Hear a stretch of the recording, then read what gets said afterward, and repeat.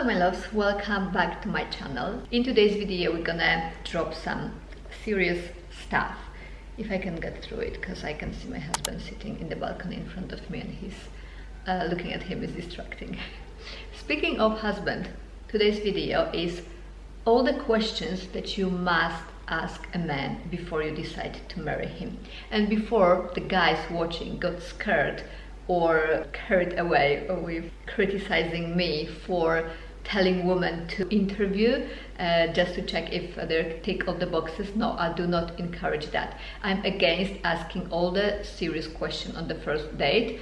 But here we are not talking about the beginning of relationship. We are talking about the time when you consider this man as a serious candidate to become your husband. That means spending the rest of life together, and whether somebody like it or not, you have a right, each and every single right, to ask those questions. We are not going to discuss questions like how do you like to spend your time, what do you like to eat. These are things which should already be mutually known by the time you even think or consider getting married to someone. As I said, I do not encourage women to put a man on the fire of questions, but what I do encourage is to get to know him, your possible best, before you decide to spend the rest of your time together with him, because I encourage you not to waste one of your most important things, which is time. As much as this may seem obvious to some of you watching, oftentimes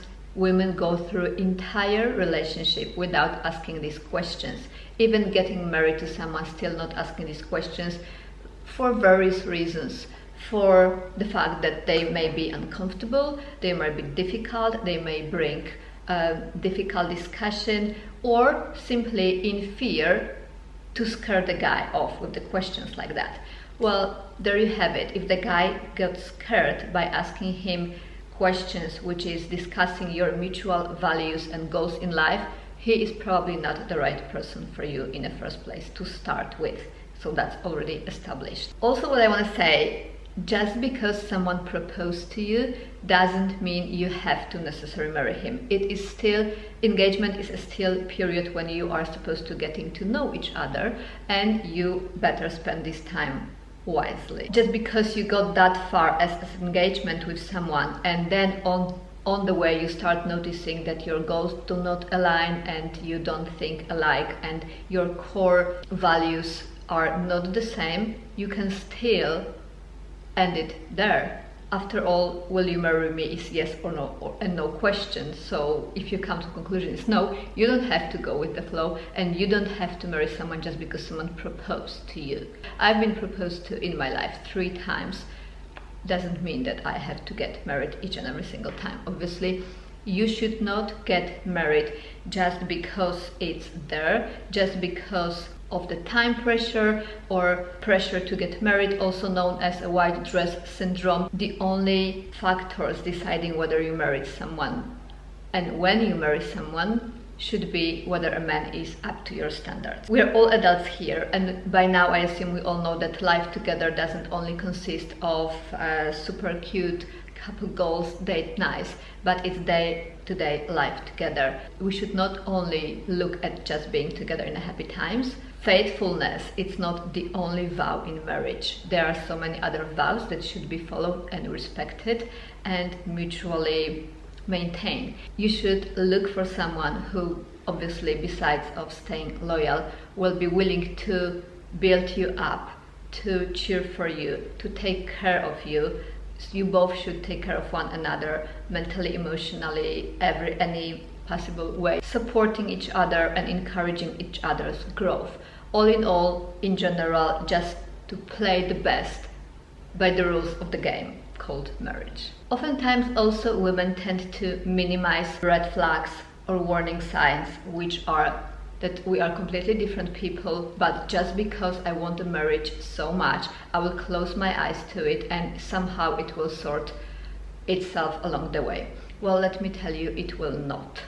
People do change. I'm not saying that people don't change. People do change, but they can change ever so slightly. They do not change their core values of who they are. If a man in the beginning of the relationship tells you he doesn't want to have kids, you cannot stay with him hoping that you will either change him or he will change his mind, because first of all, to start with, he was honest with you saying that in the beginning, so that's on you that you bet your whole future hoping that someone else will change. Also, resigning from what you want for the sake of staying in the relationship, it's very toxic, I think, and sooner or later it will come and bite you from the other side. It's a double sword, and it will affect the relationship very badly over the course of time. Also, please don't get me wrong and do not get confused what I just said with ability and willingness to compromise in marriage. Compromise is something different in here. You can compromise on things like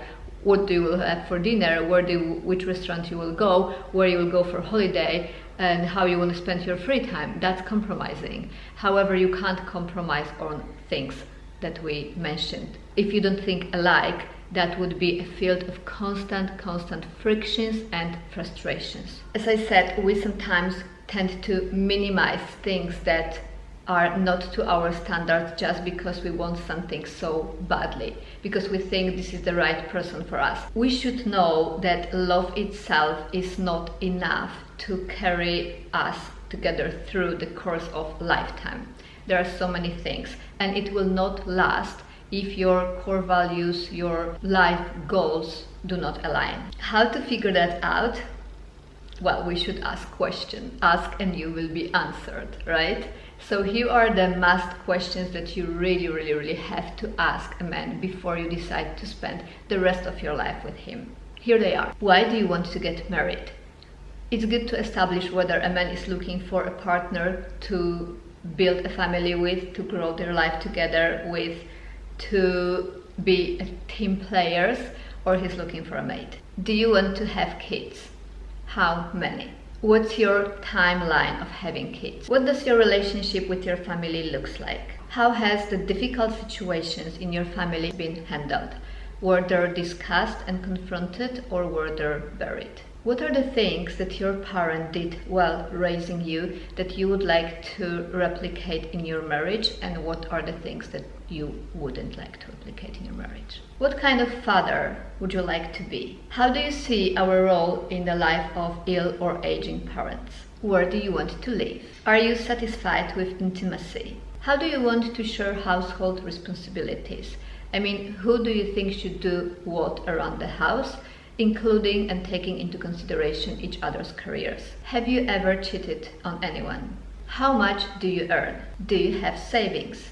How much? Do you have debt? How much?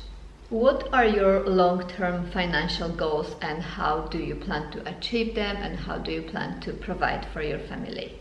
Do you want to have joint or separate bank account? What is your approach to spending money, and how much do you think it's okay to spend without consulting each other? What role does religion play in your life, and do you think that potential differences on that field will matter to you and the future of our family? I'm mentioning these questions because our marriage is an example of people who got married despite different religious beliefs, and it still works well because our goals and view of the future still aligns, and we are still respectful of one another's beliefs. What faith do you want to raise your kids in? Those are just the 20 questions that came to my mind, which I think are very vital. Obviously, there are probably plenty more that you can come up with, and you can ask a man. If you have any on your mind, please write them down below in the comments. It will help other women who are watching this video. If you happen to conduct this conversation, obviously over the course of time, it's not like a questionnaire that you have to take during one sitting, and you come to conclusion that you are completely on a different page when it comes to things, I'm telling you, there's no law that can carry you through this. You should be with someone who thinks alike, and so that you can build and grow together. Do not minimize the value and the importance of those things just for the sake of being in the relationship for now, thinking that he's just the right for you, or you will never meet anyone else who will be good for you. This is the way of thinking of not a woman of value who's confident and has something to offer. This is a way of thinking of woman who lacks confidence and is insecure and just simply doesn't believe in her own worth. Because if you do believe in your own worth, you do not have to resign from what is the most important for you for the sake of being in a relationship, because after all, this relationship will be not good for you. It will be toxic, and you will be wilting like unwatered flower. That's about it for today. I hope that was helpful. I hope that is something that you might use in your relationships with the benefit for your situation. Let me know what do you think about this kind of content. Please do not forget to subscribe if you haven't done that yet, so we can exchange our opinions on similar topics in upcoming video. And thank you so much for watching. I hope to see you in the next one. I should be trying something new, but now my body's aching. I'm tired of dwelling in the dark, it's just that my heart can't take it. I didn't know what it would cost me when I let you go. I feel alone, and I'm just singing, It should have been you.